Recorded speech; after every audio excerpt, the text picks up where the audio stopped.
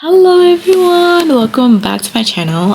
Before I start this video, I just want to say thank you so much for the like, support, comments, and feedback.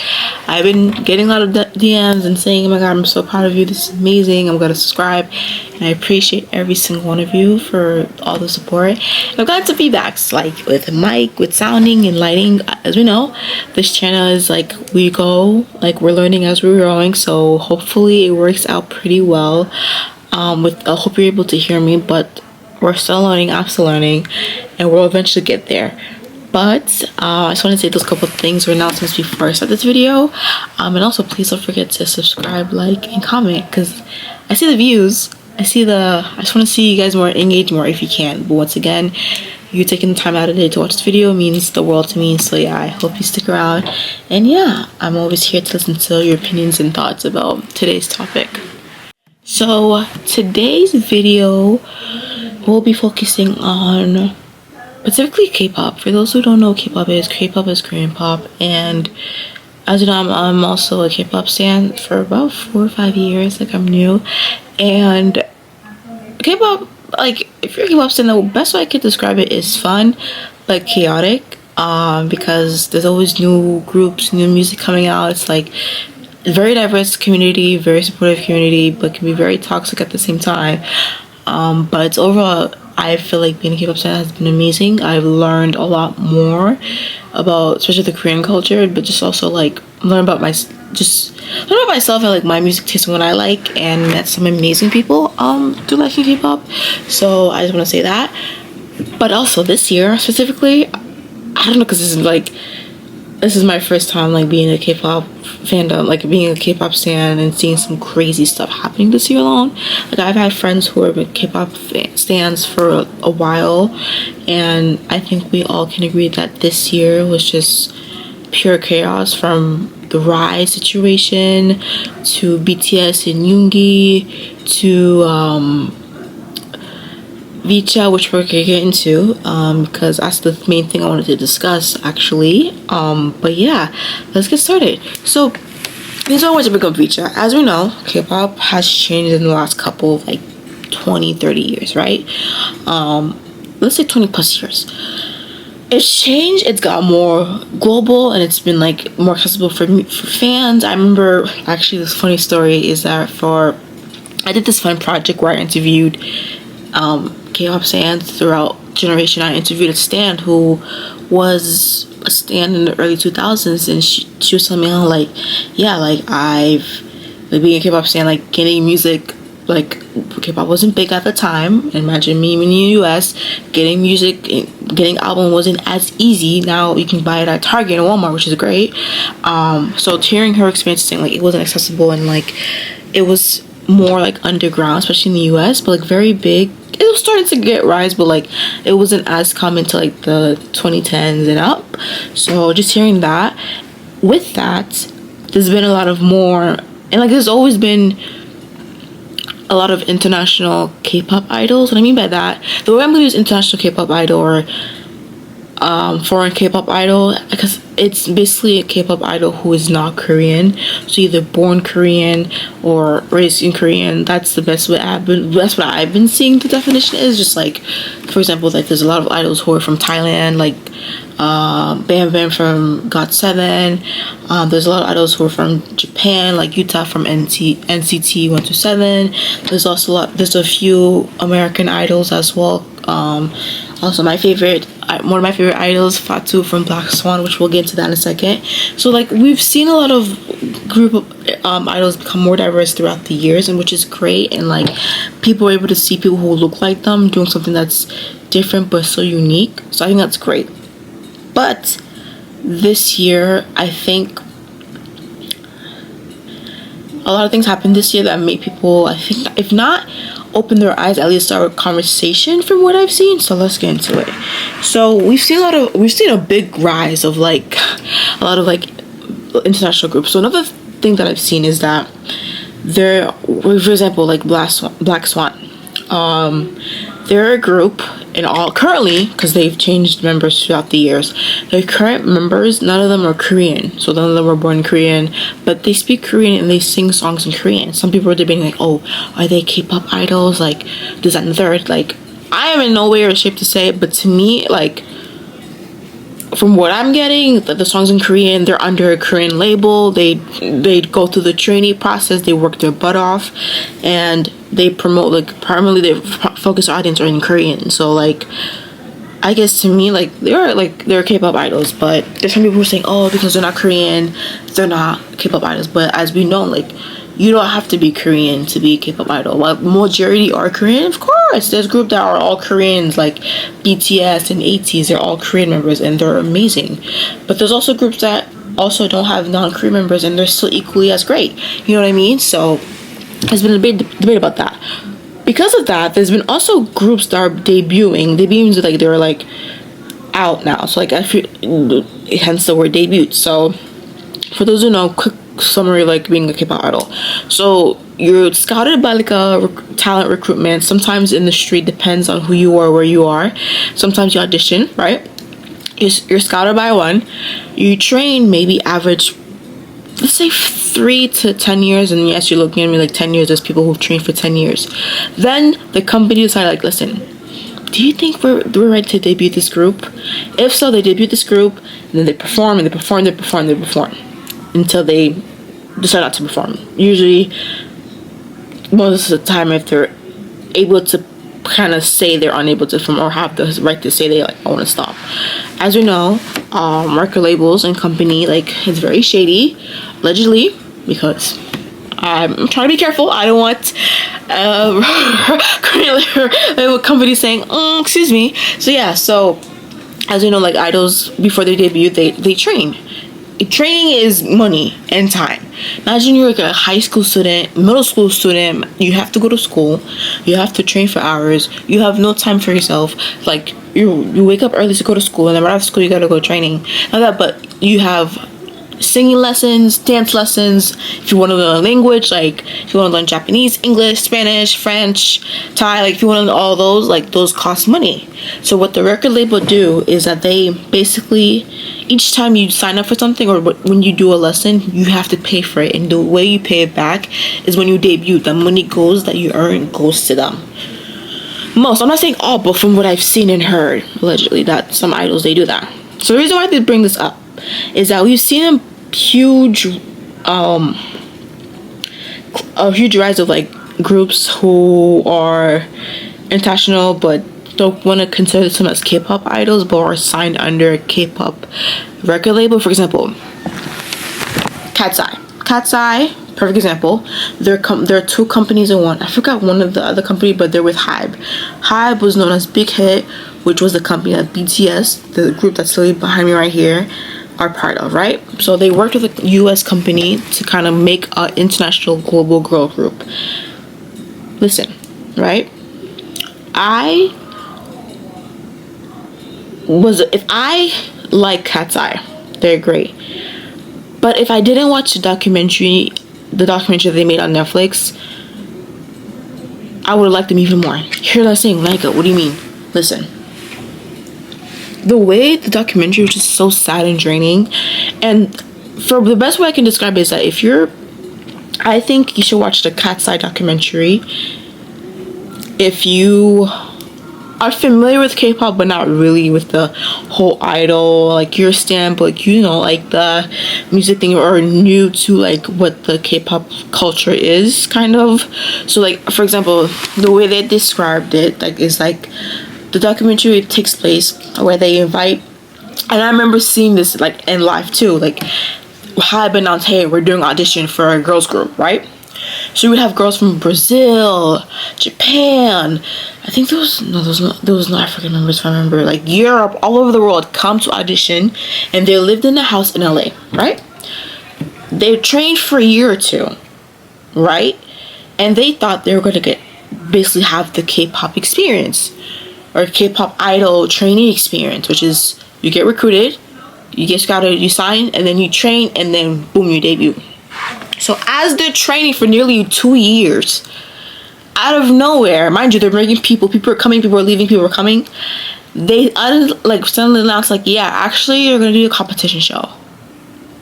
Mind you, this girl knew that. They didn't sign up for that. They signed up for, I want to train to either be debuted in a group or to kind of work on my solo project. So imagine on the spot, you're like, yeah, you're going to be signing up for, you're going to be in a TV competition. Not only that, but voting will take place on Twitter. So imagine there's some people who already had a big following before joining the group, like before joining the training camp. Some people didn't have that much big of a group, like 2 or 3 followers. Some people had like 1,000 followers. So it's like, well, who's gonna get more who's gonna win the show? Someone who has like 10,000 followers or just someone who has 3,000 followers? Maybe talent works, but as we know, sometimes voting, you will vote for the person that's the prettiest. Forget the talent. Oh my god, they're so pretty, I'm gonna vote for them, right? So imagine you find that out. You have to go to Korea, film and practice and do a song cover within a week. Boom. And then you do like and then they have the whatchamacallit, they kind of give the results every time you go, like while in Korea. So imagine you're on the spot, you didn't expect this, and you're in a different country, you're doing stuff and thing, and like you have to wait every week to get the results, not based on the talent recruit, based on people, based on K-pop stand, which I understand at the same time, which is great. But as we know, voting sometimes as a K-pop stand, you vote because you're very loyal. When K-pop stands, they're very loyal, super loyal, and that could be a great thing, but also not so great thing. You want to be loyal. For example, my favorite groups, my alt groups, are BTS and ATEEZ. People who know me know that, right? If ATEEZ are nominated for an award versus like Stray Kids or One Us, and they're like, let's say they're nominated for an award, who do you think I'm gonna vote for? ATEEZ. Of course, they're my group. I love them. They're amazing. They're talented. I mean, obviously, because they're also talented as well.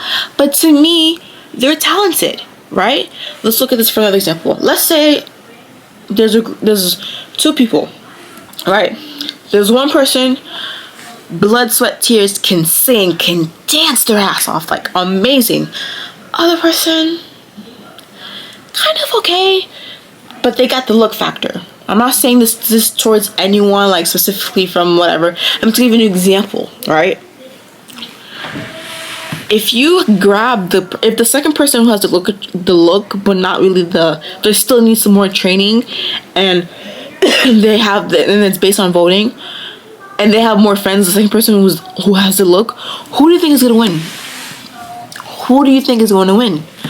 Obviously the second person, because they have the numbers and they have the look. Forget that they need more training. It's just because they have the look factor and they have the members. And a lot of companies are looking for that, and they mentioned that during the documentary. It's like, okay, we need at least 2 people. This is numbers. They're like, okay, we need 2 people who can sing, maybe 2 people that can dance, but we need like 1 person who has the look. And that's unfortunately, that's what a lot of groups do, a lot of companies do when they look for a K-pop group, like, because they don't know that. But like, remember, K-pop groups our members are labeled like having a different persona, but also a kind of look. For example, let me talk about BTS. RM, rapper. Suga, rapper. My bias, he's going to be edgy, like, very like this and that all in your face. Well, not really, but like very like just edgy, right? JK can sing, but he's kind of also known for his look. Bad example, because we all know JK is talented. I don't mean this name, but all the members of BTS are super talented. Maybe that was a bad example, but you get the point. Like, sometimes JK will get more views because of his look. Well, to me personally, all the members of BTS are hot. There's no one like they're all hot, they're all attractive, they're all talented to me equally. But there's some members who get certain numbers. And I remember seeing a TikTok about that. They showed it was a dance video. It was like a individual dance video, one of JK, one of RM. JK got way more view than RM. So it's like, okay, so you see certain stuff like that. Like, there's some members that are known for the look, some members that are known for the songwritings, and that's just how it is in Idol. So the reason why I bring this up is like, why are you going with this? So the KATSEYE, the documentary, and you learn about that, right? Then there's Vicha. Hopefully I'm saying this right. I found out this situation through a friend. So I remember it was on TikTok. A friend sent me this video. Shout out to them. And it was announced that one of the Visa is a girls group from the label JYP. All you need to know is, people who don't know, JYP is a big label. Like, think Sony, big label in the K-pop world. They had a similar training process as the KATSEYE documentary, where they brought a lot of people from international countries to audition, and they had their group. There was a member who recently announced, KG, that she wanted to leave the group and decided to like finding a way to kind of release herself from the lease, not lease, but like from the, I'm not even a lawyer, but the contract that she signed. The reason why KG wants to leave the group, the things that she's mentioned to this on the that's been going on, that she's talked about, is crazy. Before I start, trigger warning, I might mention some stuff that are a little bit, just be careful, be cautious. So if you cannot handle certain stuff, just skip for a minute, and just come back whenever you're ready. So I will be talking about exiting and ED. That's all I gotta say. So KG talked about how basically the group, since none of the members are Korean, from what I did too much research because I focused more on the situation than the group itself. So since some of them are minors and a lot of them are based in the US, there's a law in California, like a labor law, that they have to follow. KG basically explains that not only did I respect the law, the company not only would not respect the labor law, they also would not feed them. So it meant while practicing, so they would practice for 4 hours without eating. Also, leave a link of the videos of like where I got this information from. They wouldn't be able to eat. There were like cameras all over like their dorm. That, like, imagine having cameras in your kitchen to kind of monitor what you eat when you eat. That's unhealthy. There's members who have attempted to self-exit, and KG was like, I need to leave. So there's a lawsuit going with JYP and KG trying to figure out when to kind of like end her contract with the group. But she mentioned that she feels like she's really concerned for her bandmates or her group mates, because they're also facing the same situation as her, but like also they're her friends and she lives for them. But it's kind of hard because as we know, idols, when they're debuting, this is their dream. They put in the blood, sweat, and tears into this.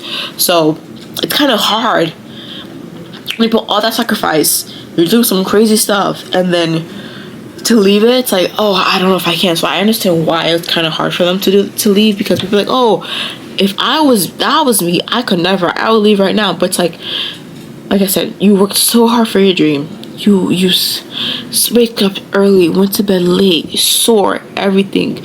You cried a lot. Like, there's nights you couldn't even eat or sleep right, and you're like, you see your dream. It's right there. You're almost there to grab it, and then once you debut, it's like, okay, I made it. It's like, okay, I'm here. I gotta put in the work, but it kind of feels like a sense of relief. So it's hard for idols to leave and all of that. But KG mentioned that she's in debt because, like I mentioned before, when you are recruited and you're training, the company wants you to pay them back one way or another. So that's why this lawsuit's kind of sticky. And this is kind of the first time, because I look, the YouTuber, like, she also discussed this, where we can kind of see what was stated and what exactly happened, because since this case is taking place in the US, we kind of have a glimpse of like what exactly happened for word for it, because like, especially if it's like civil or just any lawsuit, like, it's public information to people. So I did look into it, because I'm not that crazy, but that involved. I don't know how to access stuff like that yet. Maybe I might look into a K-pop idol case you guys want me to look into more. But also, I wouldn't want to do it because I don't have too much background in law. Maybe I meet someone who has background in law, but I don't know if I have any friends who have background in law, but who might know more. I could look into that if you guys would want me to. But it just made me think about how a lot of groups nowadays, like, they're being more vocal about their experience. And I feel like the groups have always been vocal, but as we've seen this year, it's been extremely vocal, especially with New Jeans. That's all I can hear about. It's new jeans, new jeans, new jeans, new jeans, new jeans, new jeans. I'm just like, this situation is wild. Imagine New Jeans. They're like the biggest group in this generation. Imagine, like, for those who are older, like, I don't want to use Destiny's Child, but let's say I grew up with like Fifth Harmony, Little Mix. If y'all know them, y'all know them. If you don't, you don't. Imagine them. Imagine they're part of Sony or part of Simon Cowell's record label. As you know, Simon Cowell was kind of shady with 1D. So imagine Little Mix saying, yeah, our experience in Sony hasn't been great. We're leaving as a group. Which they eventually kind of did their solo things towards the end. But New Jeans was like the group. Even if you're not a K-pop fan, if you heard a New Jeans song before, whether it be TikTok, while you're shopping, they're like the group. They're amazing, talented. So it was recently announced that one of the members was just experiencing some horrible stuff through the staff. So like she even went to the courthouse to kind of talk about her experience. Like, and now they're working on leaving the label. Like Hybe's one of the biggest girl. Like they've had 2 girl groups per debut, and like New Jeans like up there. So imagine you're losing like your number one profit while BTS are like in the military. So it's like, oh shoot, like what do I do? So like a lot of idols are like saying, good job for speaking against what's going on, like you're doing the right thing, like we're so proud of you. And it's like you can see how the mental, like it's been having a lot of impact on their mental health. But we're seeing a lot of stuff happening, and like we're seeing them, like how record labels and companies are not taking care of their idols. I think one thing between Western like music company versus in Korea, like for example, if an idol is like, if there's a rumor to an idol that involves, and then like there are companies ready to send like an apology letter, ready to send them to get their proper help and they deserve. Like for example, even if it's relating to mental health, for example, I watched the Megan Thee Stallion documentary, and it was such a great documentary on Amazon. She takes her fans and watchers to the journey of like when she was with her mom, when she lost her mom, and how that had a huge impact on her mental health, and like especially with the whole shooting with Tory Lanez shooting her, and like dealing with the court case and like the backlash from people for either snitching or lying, which she did not lie because it's proven that she got shot and was shot by Tory Lanez. But people were saying, oh my god, she lied. Well then why is that's another thing, I don't want to get into it, but like it's people were just had some interesting facts about it. But it had an impact on her mental health. So her company was like, yeah, we're gonna send you to somewhere you can just not be near cameras, you have space to yourself, you can relax and collect your thoughts, and then when you're ready you can come back. Because you could tell she was exhausted. Like imagine dealing with all of that, performing festival after festival after festival, and it was a lot. So that's just one example. As we see with K-pop record labels, that's not the same thing. But the whole riot situation, fans literally sent, I don't know what it's called, but like when it was announced that the member was coming back, I forgot his name, that he was coming back to Rise, to be like, oh, Rise is 7. Fans were so upset because like, oh, why are you coming back? He should have never come back for what he did. Mind you, all he did was before debuting, before being part of the group, he was allegedly caught smoking and drinking. There's pictures and stuff like that where like he was caught either drinking or smoking or dating someone while being a trainee. So when it was announced that the member would come back, a lot of fans were outraged and upset to the point where they brought flowers. You're probably thinking, what do you mean by that? I don't know what the exact name is, but they brought like, especially like when you see this a lot. I've seen it in movies or K-dramas where usually when it's a funeral, we don't really do this in the US, especially in like I've seen like this flower. So like what they do is like they have a flower, and like usually it's like saying like rest in peace, or like usually you see it in funerals, especially in Korean funerals. Basically fans were sending him death threats, Imagine putting them. They put them in SM, which is his company, in front of his building that he had to walk past by. Imagine rumors start to spread to a point where like he had to take a hiatus. Company's like, yo, take a break. We don't want you to be involved in the situation. We'll figure it out when the time is right. We'll have you come back.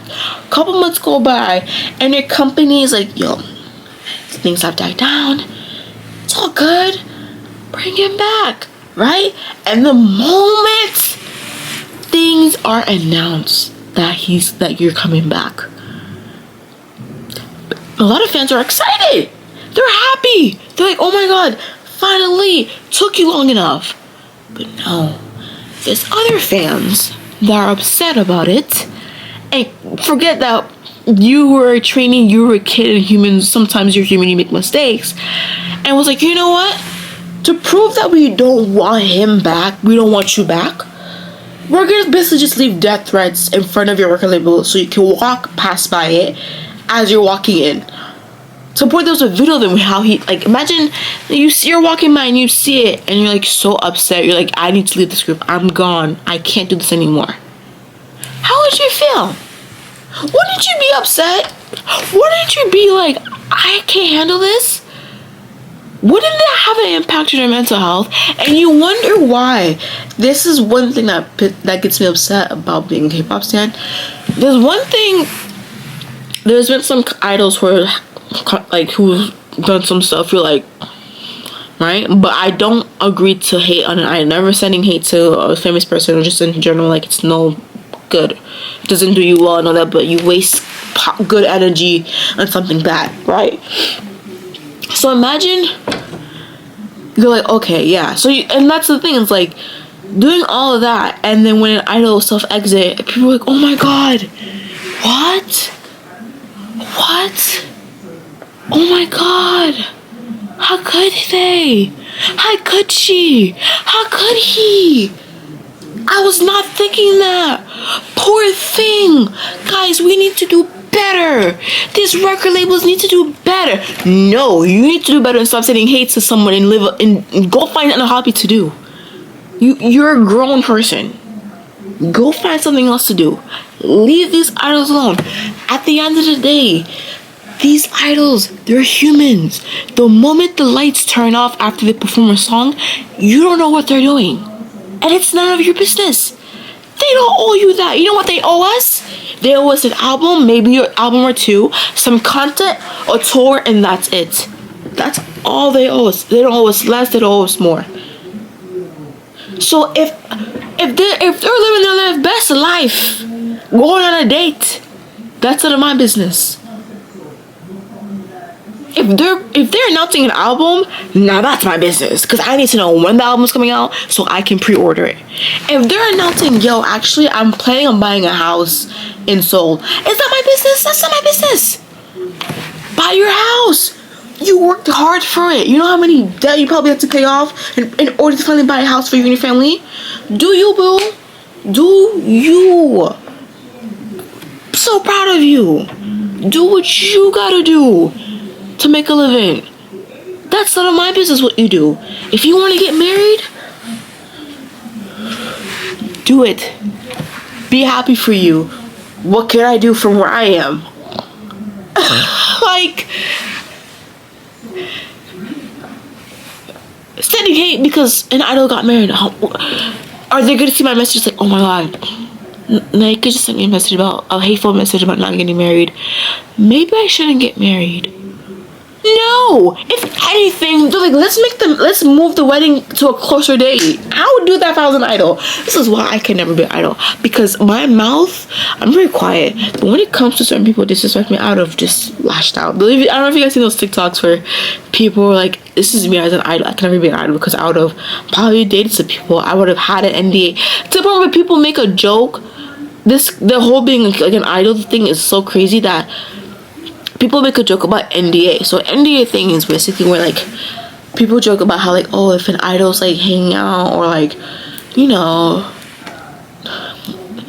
doing things with fans or people, they make them sign an NDA, which is like a non-disclosure agreement, and basically saying like, you can't talk about this or else you're in big trouble.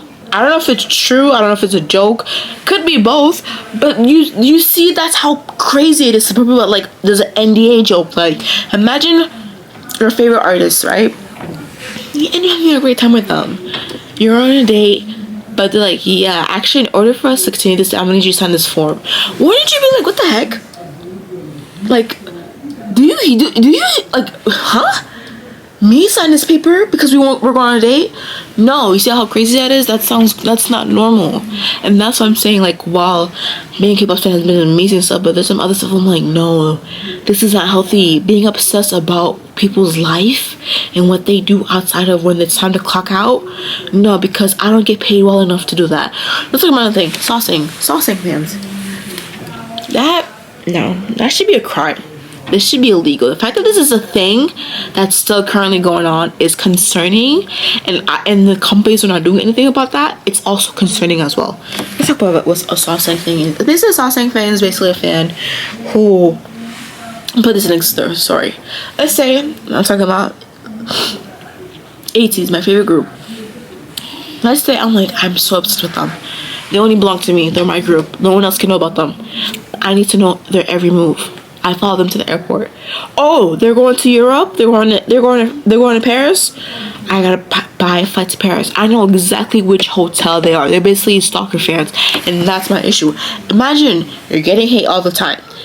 People are sending you death threats, especially to you in person. Mine is online.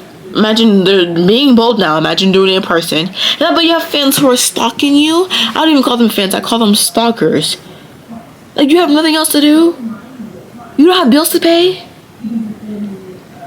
That money you used to fly just to Paris, you could have done the same thing, but gone somewhere else and lived your life.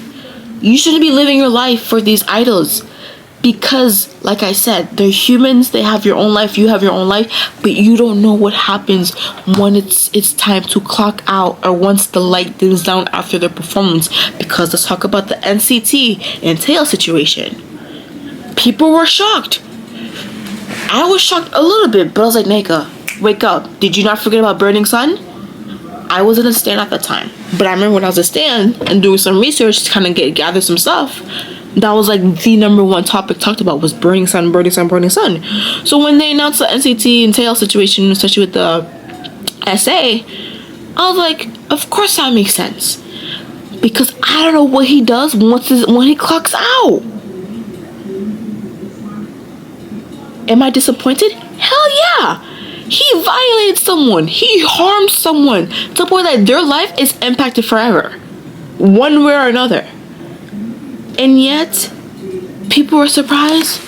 People are even saying it's not true. Like I said, we don't know these people. Stop idolizing idols. Just because their name is idols doesn't mean they're like gods. They're humans. They're people. At the end of the day, they bleed the same blood as us. The blood color is the same. Like, I don't understand.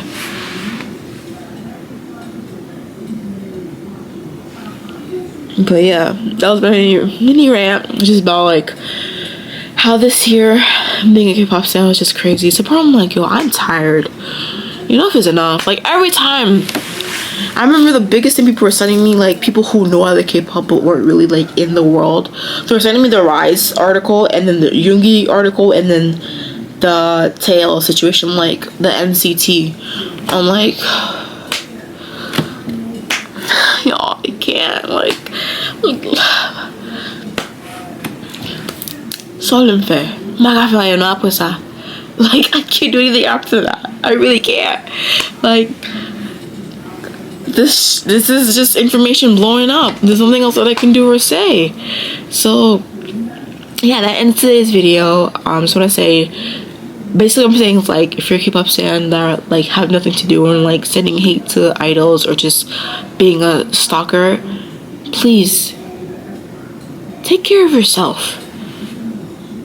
Make time for yourself, because the moment you do, it's so rewarding. You'll realize that once you do that, you're you're not harming the idols as much, which I think that's the least they would like, if people who quote unquote love them, to not harm them. And I think they would agree to take care of yourself and do what you gotta do, because at the end of the day, you're human as well. But yeah, I hope you enjoyed this video. Please make sure you like, subscribe, and comment, and I will see you guys next week. Bye. Oh,